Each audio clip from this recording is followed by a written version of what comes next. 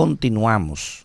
Estamos hablando de temas fiscales, de la judicialización de los procedimientos administrativos y estamos con la consultora jurídica de la Dirección General de Impuestos Internos, Yoleni Vázquez, quien nos está ampliando, ¿verdad? Pues la posible actualización de la ley. Esa es digamos, la palabra correcta, porque ciertamente, como ella indicaba, es una ley del 92 y necesita un mise à jour, como decían los franceses, una puesta al día para la sociedad y los esquemas de negocio en el que hoy tenemos. Un upgrade, entonces, una actualización. Upgrade, exacto. Entonces nos quedamos habíamos analizado la determinación mutuo propio y luego en la ley en el tiempo del artículo 3.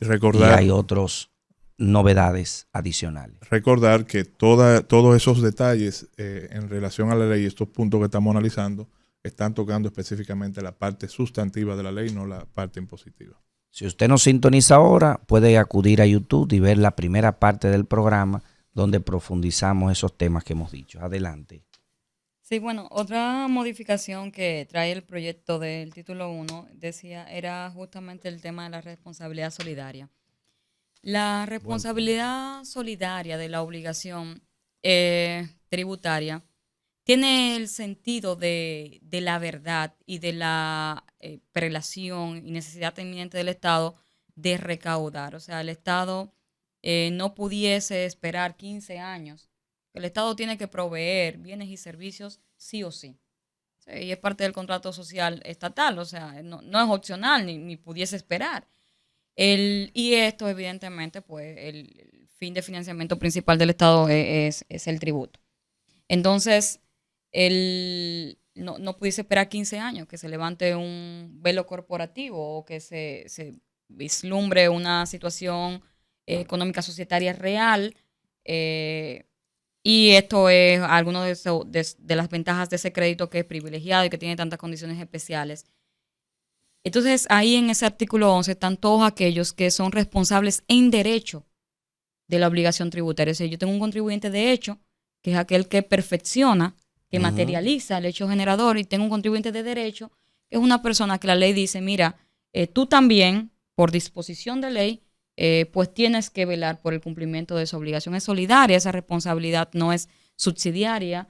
En algunos literales tiene una connotación insólida, pero no es subsidiaria. O sea, no es que primero toco al contribuyente y luego voy a responsable, sino que en toda responsabilidad solidaria, pues la administración, al ser ambos iguales ante la obligación, pues siempre tendrá el derecho de perseguir a cualquiera. Es muy parecido al tema del fiador, ¿verdad? Pero de lo que se estaría hablando ahí, perdón la interrupción, para mayor aclaración, porque hablaste ahorita de velo corporativo, sin que el velo corporativo, estamos hablando que esa responsabilidad va a extenderse directamente a, por ejemplo, a los socios de empresas, sin necesidad de que ese velo corporativo quede suspendido o levantado. Es así, porque el código parte de la idea de que, aunque en derecho societario, pues las empresas tienen su personalidad propia, las empresas no son más que ficciones de derecho. Claro. Y al final lo que tenemos es una persona física operando, tomando decisiones, moviendo mercancía. Entonces es totalmente impensable que el Estado, ante su eminente necesidad, pues tenga que correr el mismo camino de un acreedor privado para tocar esos puntos. No, entonces, y hay que decir, Yolini, tal vez tú no lo vas a decir como funcionario específicamente, pero sí esa parte sí me tocaría a mí, que soy un abogado en ejercicio. Soy un abogado en ejercicio y sé lo que se mueve fuera y sé, tú entiendes, la licenciada Yolini lo sabe, pero ella asume una postura institucional. Claro, Manzano, déjame. Ella pregunta, vamos a lo que no, porque te estoy diciendo. Ya, porque estamos hablando de velo corporativo.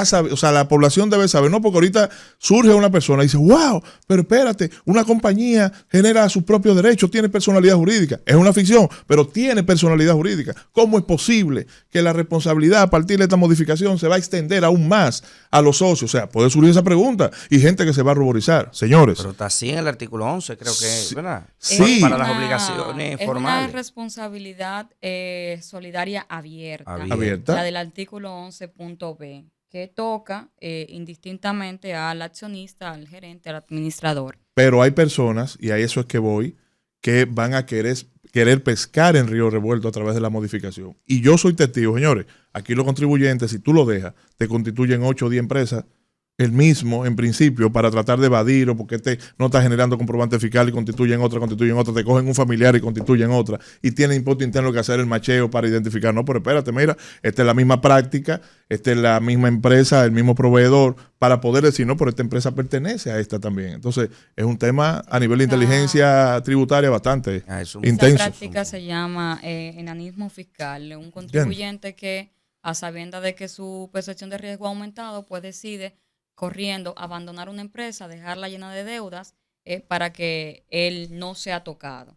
Luego se va a otro y empieza a hacer simulaciones de transferencia de bienes también. Exacto. Ese artículo 11 ya se había examinado, que pues evidentemente es un artículo muy, muy abarcador, y los países que han ido reformándolo, la responsabilidad solidaria es una regla madre de obligación tributaria en todos los países. Lo que han hecho los demás países es cómo proporcionarla.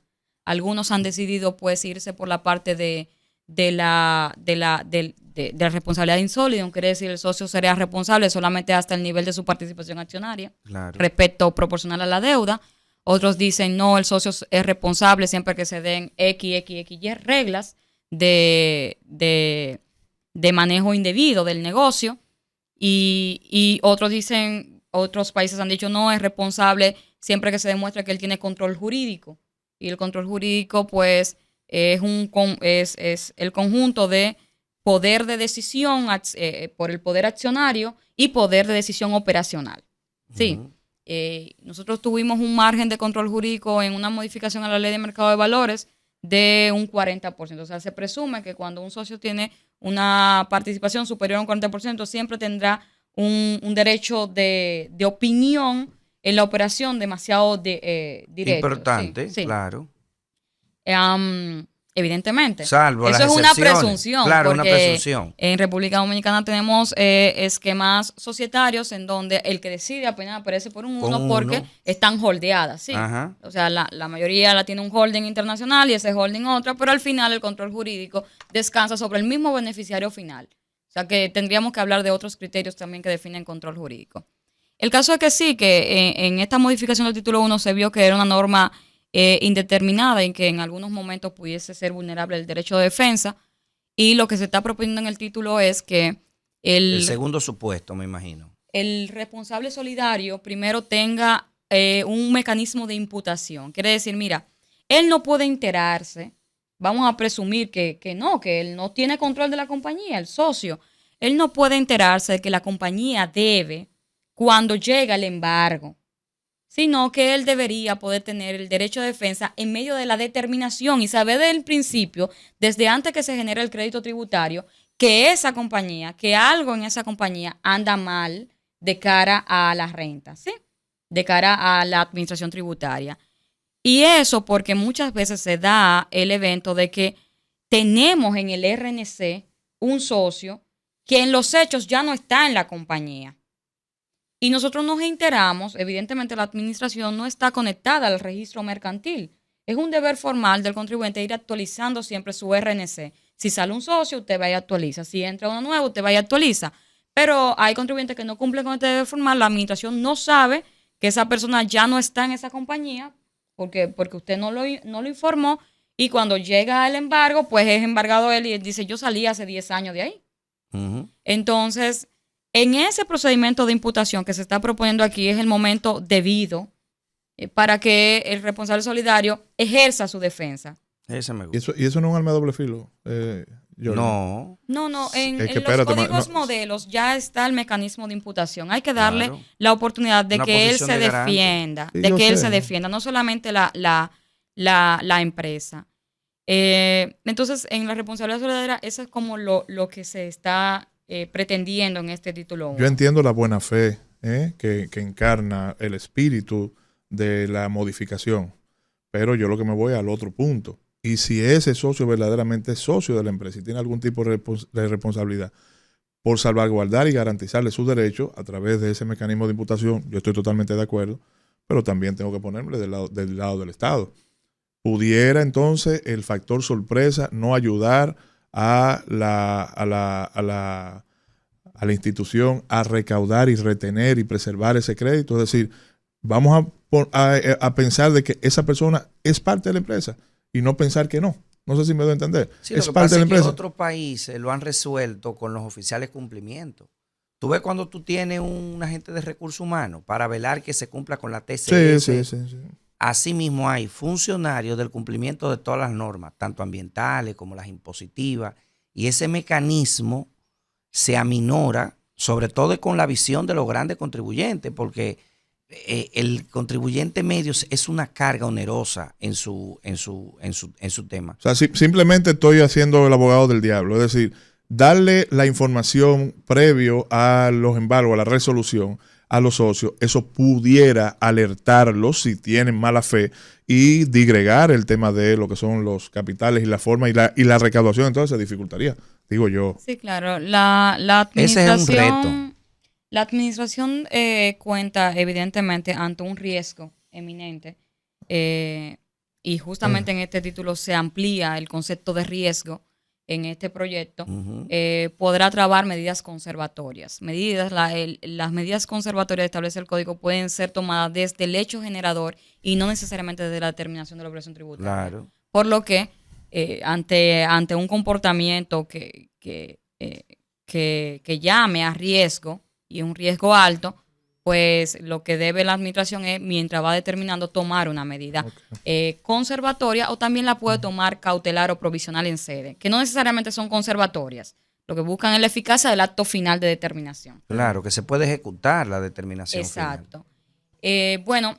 Ahora, el que va a defraudar desde el primer momento no tiene una siempre decisión. va a ser un reto para la administración en cualquier renglón del derecho. Si tú te sentaste a planificar un delito con todas las aristas, no hay forma humana de que te va a salir con en un tiempo hasta que luego cae todo, ¿me entiendes? Pero realmente lo que sí me gusta es que esa es la tendencia, poner en posición de garante, porque por ejemplo el caso de Steve Jobs con Apple, hubo una generación de una deuda tributaria y el tipo entró dentro de dos impuestos, estatales, pero también entró con los federales y era prisión. Y su defensa fue, bueno, mira, yo no soy contable, no tengo la magnitud del efecto cognitivo de saber de que esto era lo que yo debía de hacer y de que esto era lo que no debía de hacer. Sí. Entonces, cuando tú tienes un socio que lo que está entrando el dinero no necesariamente tenga que conocer el tema contable al dedillo. Sí, claro. ¿Me entiendes? Y que y tú te asesoras, el tipo te dice, mira, hazlo por acá, hazlo por esto, ¿me entiendes? Y tú tienes que asumir las responsabilidades del punto. Y yo he vivido eso, Yo viví hace unos años atrás una decisión que tomó un contable. Yo desde el primer día que abrí la compañía leal, lo primero que hice fue tener un contable siempre, aún yo teniendo 5 materias en contabilidad, finanzas, estado financiero, tanto aquí como en España, aún pudiendo hacerlo yo y aún siendo asesor. Sin embargo, me cometí un error y yo tuve que asumir las cuentas de los platos rotos. ¿Me está entendiendo? Porque no es una responsabilidad, digamos, también yo te vi supervisar y hacer un match de opinión. No puedo. Entonces, esa responsabilidad lo que hizo fue que no caló hacia la responsabilidad solidaria porque se determinó lo que estabas diciendo, pero sí se hubo que asumir la responsabilidad de la contingencia porque alguien tiene que asumirlo. Claro, al final todos estamos de acuerdo tal vez en que ese artículo 11 tiene que ser matizado para que eleve derecho de defensa, para que sea más garantista, para que no sea tan discrecional el de la administración, pero lo que no puede desaparecer es justamente la condición de solidaridad, y esto es una opinión muy personal, porque sería desmejorar mucho las condiciones y garantías del crédito público.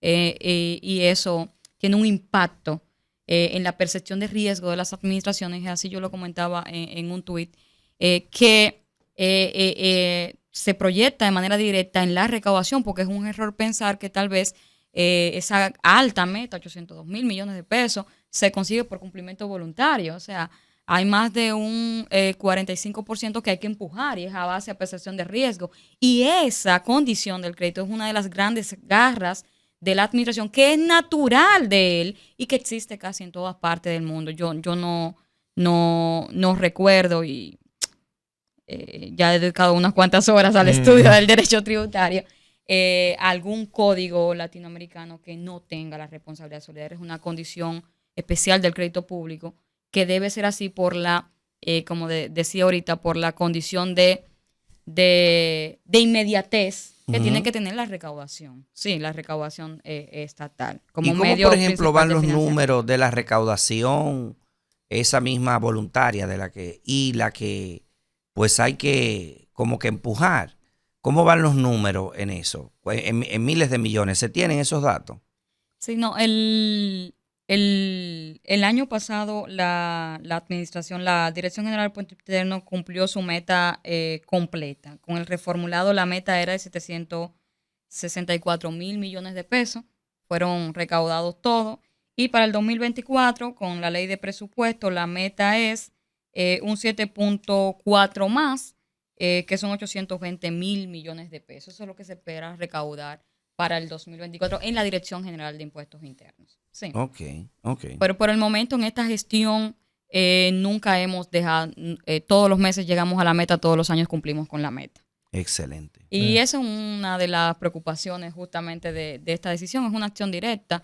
No hubo oportunidad tal vez porque la administración no formaba parte de presentar un estudio técnico de lo que implica la decisión pura y simple, y tal vez habría que esperar la sentencia, pero tal vez la prudencia ahí lo que manda es a una medida de mitigación, porque el impacto recaudatorio de esta decisión puede ser muy alto. Desde el punto de vista académico, siempre me ha llamado la atención, pues es una pregunta académica mía. ¿Qué recauda más en términos del Estado? ¿Las aduanas, o sea, los impuestos desde sedes de aduana, o ya, digamos, las operaciones de la Dirección de Impuestos Internos a nivel interno?